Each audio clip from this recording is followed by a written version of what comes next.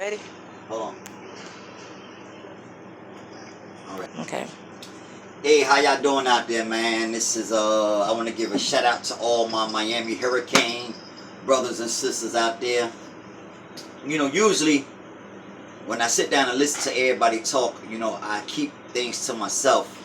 But sometimes it's a call for when you got to bring the big dogs out, because I've been a Miami Hurricane fan forever. And this is what I want to start with. I want to start with Mark Richt. When we first hired Mark Richt, I thought it was a good hire. You know, but one thing I do know about Miami Canes fans is that we would turn on Mark Richt in a blink of an eye. The same way we done our last coach, we'll do Mark Richt. We'll turn on him. And as much talent that we have, every single year we should be fighting for a spot in that college football playoff. I can't understand why Thomas Brown not calling the plays. Why have Mark Richt calling the plays? We is not playing football in the 1980s and the 1990s. And we can have the best defense in the world, but if the offense ain't performing, that tire out our defense. It affects our defense. And let me tell you something.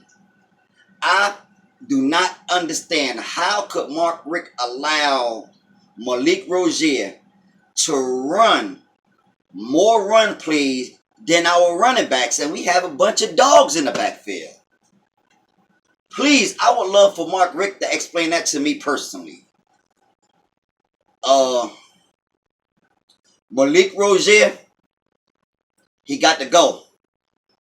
We got to bench him and bring in another quarterback if we want to make it to the national championship. He got to go. You see Dabo Swinney, you see Nick Saban, all these guys willing to make adjustments.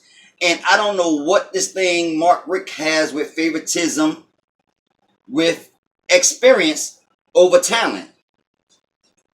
Experience don't cut it all the time.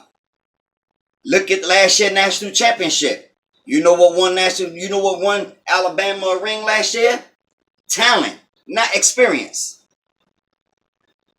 So therefore, these is things that he got to let loose and get off of this thing with when it comes down to an experienced quarterback versus a talented quarterback. And he would never know what these guys actually could do until it's game time, until they get into an actual game. Not predicating everything based on what happens in practice and in scrimmages against team.